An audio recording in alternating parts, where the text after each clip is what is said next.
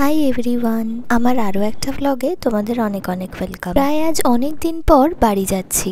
দিনের বেলা প্রচণ্ড গরম ছিল, তাই এই বিকেলই বেরিয়েছি। ঢাকুরিয়ার ওদিকে এখনও পয়লা বৈশাখের একটা মেলা রয়েছে, তাই রাস্তায় যেতে যেতেই আমি আর দিদি ঠিক করে ফেললাম যে আজকে দুজন মিলে মেলায় যাব। তো বাড়ি এসে দেখলাম মহারানীর এখনো হয়নি, সে এখনো রেডি হচ্ছে। আর এদিকে একে দেখো, একে নাকি একা রাখাই যাবে না, কাউকে না কাউকে ওর সামনে নাকি থাকতেই হবে, আর যদি কেউ না থাকে নাকি তার খুব মন খারাপ হয়ে যাবে।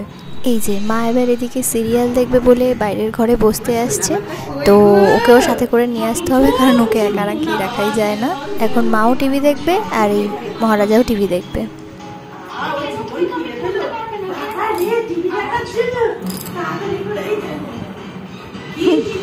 তো এইখানে আমরা রেডি, আমি তো আগে থেকেই রেডি হয়েছিলাম। তো চললাম এখন বৈশাখী মেলায়। মেলাটা এইবারই মানে 2 সপ্তাহেরও বেশি থাকলো, অন্যান্য সময় কিন্তু 1 সপ্তাহই মোটামুটি থাকে। তো গাইজ হাম আ গয়ে মেলা মে।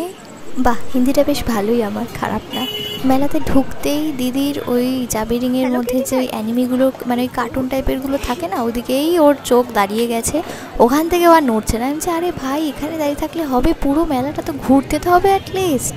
তারপর কিছুক্ষণ ঘোরাঘুরি করার পর আমার চোখ গেল এই কোরিয়ান টাইপের কানের দুলগুলোর দিকে, ভীষণ কিউট এগুলো।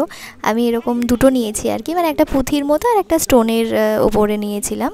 তারপর অনেকক্ষণ ধরেই ঘোরাঘুরি করার পরে আর কি টুকিটাকি জিনিসপত্র কিনেছি। বাট এবারে একটু অন্যরকম লাগলো, কারণ মেলা মানেই আমরা জানি যে অ্যাফোর্ডেবল জিনিসপত্র আর কি হবে, মানে যে জিনিসগুলো মোটামুটি 30 থেকে 50 টাকা হলে ঠিকঠাক হবে, সেগুলোই এখন প্রায় 100 টাকা 150 টাকার কাছাকাছি।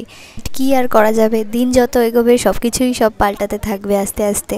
যা বাজে একখানা গরম পড়েছে, মানে কিচ্ছু বলার নেই। না ভালো মন্দ কিছু খেতে ইচ্ছে করছে, না কোথাও যেতে ইচ্ছে করছে। বাট মেলায় ঘোরার মধ্যে থেকেই দেখলাম আকাশে বিদ্যুৎ চমকাচ্ছে, তার মানে কিছু একটা হলেও হতে পারে। তো বিদ্যুৎ চমকানোর দিকে কোনো রকম গুরুত্ব না দিয়ে আমরা মেলাটায় ঘুরেই যাচ্ছিলাম। আর এই মেলাটা তো যথেষ্ট বড়। তারপর দিদি এখানে গেছে পপকর্ন কিনতে। তারপর দাঁড়িয়ে খানিকক্ষণ পপকর্ন খাওয়ার পরে তারপর আমরা ঠিক করলাম যে চল একবার রাইডসগুলোর কাছে গিয়ে দেখি ব্যাপারটা কি হচ্ছে। আসলে আমরা দুটোই তো ভীতু, তো অনেক দোমনামন করে ভাবছিলাম যে কোনটা চড়বো। আমি ভাবলাম যে না থাক ভাই, এই গরমে এমনি অবস্থা খারাপ হয়ে যাচ্ছে, তারপরে যদি এই দোল্লা মোল্লায় উঠে হার্ট অ্যাটাক হয়ে যায় তাহলে তো আর এক কেস হয়ে যাবে।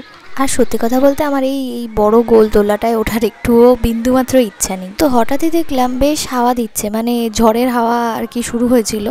তো আমরা বলছিলাম যে বেশিক্ষণ থাকাটা আর কি ঠিক হবে না, চল চুপচাপ কেটে পড়ি। আর বাড়ির জন্য কিছু আইসক্রিম নিয়ে নিয়েছি, শান্তি করে ঘরে বসে খাওয়া যাবে। আর আসার পথে আমার চোখ পড়ে গেল একটা ফুচকা দোকানে।